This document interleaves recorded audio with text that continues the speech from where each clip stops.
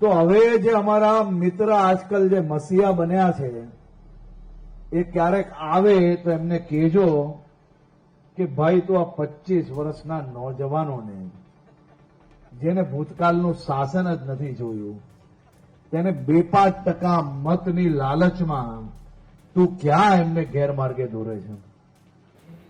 નાયબ મુખ્યમંત્રી એમના મંત્રીઓને કદાચ બાળકોની ચિંતા હોત તો બોર્ડની પરીક્ષા આપનારા બાળકોના કેન્દ્રની નજીક આજે એ લોકો વરઘોડો નહીં કાઢત.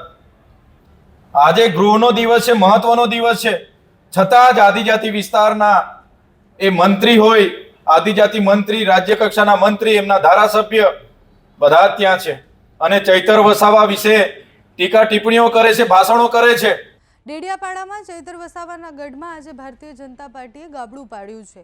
1000 જેટલા કાર્યકર્તાઓ ભારતીય જનતા પાર્ટીમાં જોડાયા છે, જેમાં 200થી વધારે આમ આદમી પાર્ટીના કાર્યકર્તાઓ છે. આજે જે કાર્યક્રમ હતો એ કાર્યક્રમમાં ડેપ્યુટી સીએમ હર્ષ સંઘવીથી લઈને સાંસદ મનસુખ વસાવા અને અલગ અલગ નેતાઓ ત્યાં હતા. જે આદિવાસી ચહેરા ગણાય છે એ બધા જે મંચ પર હતા, એક પછી એક જ્યારે ભાષણ દેવાનો સમય આવ્યો ત્યારે ચૈતર વસાવા પર ઘણા પ્રહાર થયા. હર્ષ સંઘવી જ્યારે ભાષણ દઈ રહ્યા હતા ત્યારે ચૈતર વસાવા કેવી રીતના આદિવાસીઓને ભૂરવે છે, કેવી રીતના ખોટા મેસેજ પહોંચાડે છે, વિધાનસભાની અંદર ચૈતર વસાવા શું સવાલ પૂછે છે, ત્યાંથી લઈને બધી જ વાત ત્યાં જનતાની વચ્ચે મૂકી. સાથે જ હર્ષ સંઘવીએ એવું પણ કહ્યું કે હવે તો ડેડિયાપાડામાં અને આદિવાસી વિસ્તારોમાં ચૈતર ચાલે છે એવું નહીં, પણ હવે તો 2G 3G 4G અને ભારતીય જનતા પાર્ટી ચાલે છે એવું થઈ જવાનું છે. એટલે એવો નવો નારો પણ એ આપીને આવ્યા છે. હર્ષ સંઘવી જ્યારે ભાષણ આપી રહ્યા હતા ત્યારે ચૈતર વસાવા પર જેટલા પ્રહાર કર્યા, સ્વાભાવિક રીતના ચૈતર વસાવાનો જવાબ પણ આપવાના હતા. આજે ચૈતર વસાવા ગૃહમાં હતા અને ત્યાંથી એમની પ્રતિક્રિયા સામે આવી છે, જેમાં એ કહી રહ્યા છે કે તમે ડેડિયાપાડા ગયા, અત્યારે 10 અને 12ની પરીક્ષા ચાલી રહી છે, બોર્ડની પરીક્ષા વચ્ચે તમે ત્યાં શક્તિ પ્રદર્શન કર્યું. સ્કૂલની નજીક કરેલા એક શક્તિ પ્રદર્શન પછી દેખાય છે કે તમને આદિવાસીઓની કેટલી ચિંતા છે. સાથે જ એમણે એ પણ કહ્યું કે જો તમારે જવાબ આપવા જ હતા, તમારે જનતા સાથે વાત કરવી જ હતી, તો તમે અમે પૂછેલા સવાલોના જવાબ ત્યાંથી કેમ ન આપ્યા? નર્મદાનું પાણી કેમ નથી પહોંચતું એ વિષય પર વાત કરવી હતી. આદિવાસી એજ્યુકેશન, શાળાઓની જે હાલત છે એ વિષય પર વાત કરવી હતી. તમે ત્યાં ડેડિયાપાડામાં જઈને મારા વિષય બોલ્યા સિવાય શું કર્યું? આ સવાલ ચૈતર વસાવાએ કર્યો છે. એટલે હર્ષ સંઘવી જે બોલ્યા હતા એના પછી ચૈતર વસાવાએ જવાબ આપ્યો છે. તો પહેલા હર્ષ સંઘવીના પ્રહાર સાંભળીએ, એના પછી ચૈતર વસાવાનો જવાબ સાંભળીએ. હમણાં જ મેં વિધાનસભામાં મનસુખભાઈ, મારા મિત્ર, આ વિસ્તારના ધારાસભ્ય ચૈતરભાઈ વસાવાને કહ્યું, મારા જવાબ ચાલતા હતા પરમ દિવસે, ત્યારે મેં એમને કહ્યું કે ભાઈ ચૈતરભાઈ,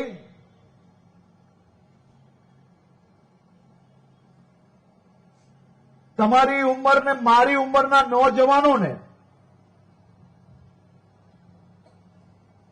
આજે સમાજના ભાગલા કરતા સમાજને મુખ્ય ધારામાં જોડવાનો જો પ્રયાસ કરશો ને તો જ સાચા હકમાં સમાજને ન્યાય અપાવી શકશો.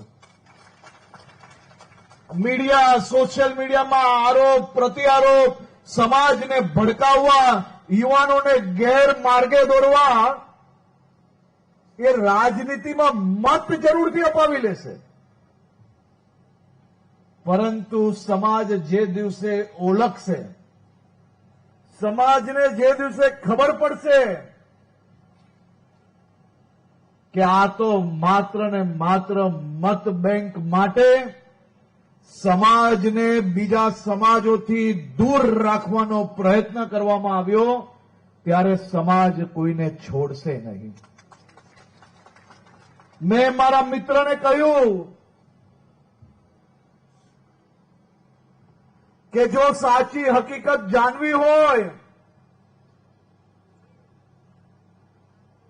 તો સમાજના 70 વર્ષ ઉપરના વડીલોને જઈને મળો.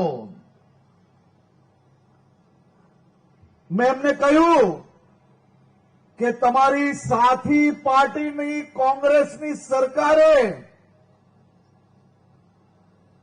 ગુજરાતના આદિવાસીઓ જોડે કેટલો અન્યાય કર્યો છે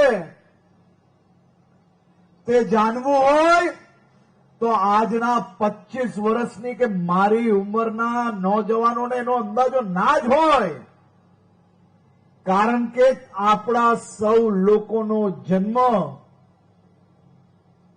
કે આપણે જ્યારથી સમજતા થયા ત્યારથી ગુજરાતમાં મોદી સાહેબનું ભારતીય જનતા પાર્ટીનો સુવર્ણ કાળ ચાલી રહ્યો હતો, આપણા ગુજરાતની જનતાનો સુવર્ણ કાળ ચાલી રહ્યો હતો. એટલે 25-30 વર્ષના યુવાનોને એનો અંદાજો ના હોય. આજે તમને જે રોડ પર એક ખાડો દેખાય છે ને, એ આ જ વિચારધારાની સરકાર જ્યારે હતી ત્યારે રોડ પર ખાડાઓ સિવાય બીજું કંઈ નહોતું. ખાડાઓમાં રોડ હતો કે રોડમાં ખાડા, કારણ કે આદિવાસી વિસ્તારના ગામડાઓને તો રોડથી ક્યારેય જોડવાનો પ્રયાસ જ કરવામાં નતો આવ્યો. અહીંયા કેટલા વડીલો એવા બેઠા જે 50 વર્ષ ઉપરની ઉંમરના હોય. શું પરિસ્થિતિ હતી ત્યારે? જરા જોરથી બોલો, આમ કરો એનાથી ના ખબર પડે. ક્યારેય રોડ જોયેલા કોંગ્રેસના શાસનમાં? લાઈટ આવતી હતી? હે? જોરથી બોલો, આ બેવ બાજુ નહીં આવતી હતી લાઈટ. તો હવે જે અમારા મિત્ર આજકાલ જે મસીહા બન્યા છે, એ ક્યારેક આવે તો એમને કહેજો કે ભાઈ તો આ 25 વર્ષના નોજવાનોને જેને ભૂતકાળનું શાસન જ નથી જોયું, તેને 2-5% મતની લાલચમાં તું ક્યાં એમને ગેરમાર્ગે દોરે છે. સમાજને વિકાસની દિશામાં અમે આગળ લઈ જવાનો પ્રયત્ન કરીએ ત્યારે સમાજને શાસન જોડે કે મુખ્ય ધારાથી દૂર કરવો, એનું નુકસાન અગર કોઈને થશે ને તો એ માત્ર ને માત્ર સમાજને થશે. આજે ગુજરાત વિધાનસભામાં નાણાકીય વર્ષ 2026-27નું જે અંદાજપત્ર રજૂ થયું છે, એ બજેટ પર ચર્ચા કરવાનો આજે બીજો દિવસ છે. ગુજરાતની જનતાના પ્રશ્નોની ચર્ચા કરવાનો આજે ખૂબ મહત્વનો ગૃહનો દિવસ છે. એ જ પ્રકારે 10મા ધોરણ અને 11મા ધોરણની આજેથી બોર્ડની પરીક્ષાઓ ચાલુ થઈ રહેલી છે. ત્યારે આપણા રાજ્યના નાયબ મુખ્યમંત્રી શ્રી, આદિજાતિ મંત્રી શ્રી, રાજ્ય કક્ષાના મંત્રી શ્રી અને ભારતીય જનતા પાર્ટીના સાંસદો અને ધારાસભ્યોએ ડેડિયાપાડામાં બોર્ડની પરીક્ષા આપતા કેન્દ્રોની બાજુમાંથી જ સુપરસ્ટાર બેન્ડ બોલાવીને ખૂબ મોટો વરઘોડો કાઢ્યો છે.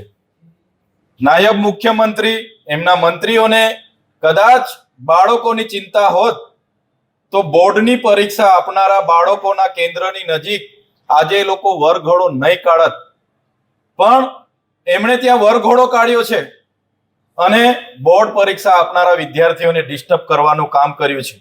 ત્યારે મેં આ નાયબ મુખ્યમંત્રી સહિત એમના નેતાઓને, એમની સરકારને કહેવા માંગુ છું, 30 વર્ષથી ગુજરાતમાં તમારી સરકાર છે. જો તમે તમારી સરકારમાં કામ કર્યા હોત તો આજે તમને ડેડિયાપાડામાં વરઘોડા કાઢવાની નોબત નહીં આવત.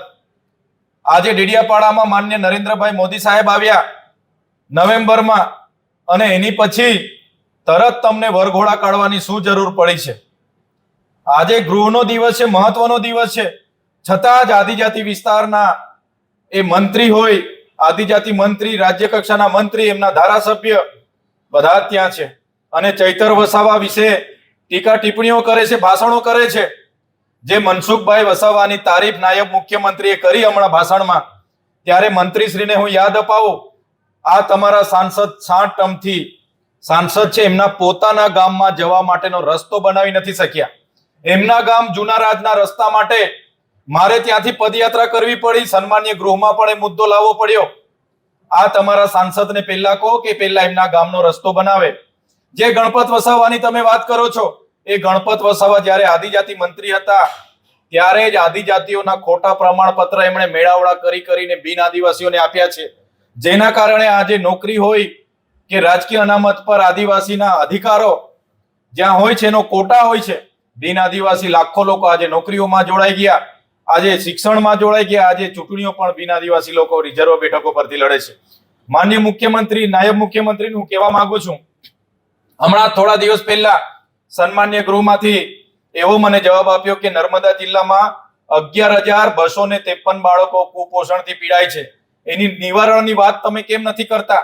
નર્મદા ડેમ છે, એક બાજુ ઉકાઈ ડેમ છે, એનું પાણી ડેડિયાપાડાના મળે, એની વાત તમે કેમ નથી કરતા? અમારા ડેડિયાપાડા અને નર્મદા જિલ્લામાં 5,630 ખેડૂતોની જંગલ જમીનોના સનતો પેન્ડિંગ છે, એને આપવાની વાત તમે તે કેમ તમારી ભાષણમાં નહીં કરી? ત્યાં મનરેગામાં ખૂબ મોટું કૌભાંડ થયું અને લોકોને રોજગારી છેલ્લા 2 વર્ષથી નથી મળી. નર્મદા જિલ્લામાં એક જોબ કાર્ડ પર માત્ર 1 વર્ષમાં 18 દિવસની સરેરાશ રોજગારી મળી છે. તો એના માટેની વાત તમે તમારી સ્પીચમાં કેમ કરતા નથી? હમણાં સન્માન્ય ગૃહમાં 3 દિવસ પહેલા મને જવાબ મળ્યો કે નર્મદા જિલ્લામાં 149 શિક્ષકોની ઘટ છે.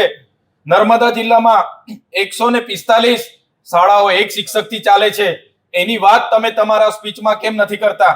મારે માનનીય નાયબ મુખ્યમંત્રી શ્રીને પૂછવું છે કે જે પણ તમારી સાથેના લોકોએ કૌભાંડો કર્યા છે, બુટલેગરો છે, ધંધા સાથે જોડાયેલા છે, એમને અટકાવવા માટેની તમારી સ્પીચમાં કેમ તમે ભાષણ નથી કરતા? નર્મદા જિલ્લામાં સ્ટેચ્યુ ઓફ યુનિટીમાં જે 6 ગામોના લોકોની જમીનો ગઈ, આજ દિન સુધી વળતર નથી મળ્યું. કરજણમાં જે લોકોની જમીનો ગઈ, વળતર નથી મળ્યું. ઉકાઈના ડેમમાં જે લોકોની જમીનો ગઈ, એમને વળતર નથી મળ્યું. તો તમારી સરકાર 30 વર્ષથી છે, તો કેમ તમે વળતર નથી આપ્યું? એની વાત કેમ તમારી સ્પીચમાં નથી કરી? ત્યારે મારે કહેવાનું છે કે ત્યાં જઈને આજે ચૈતર વસાવાને ત્યાં પ્રતિબંધ છે, એટલે ત્યાં જઈને તમે ચૈતર વસાવા વિશે ટીકા ટિપ્પણી કરો, એના કરતા તો લોકોના સમસ્યાનું નિવારણ કઈ રીતે કરવું એ બાબતનું તમે જો ભાષણ કરતા તો ચોક્કસ અમે સ્વાગત કરતા. ધન્યવાદ.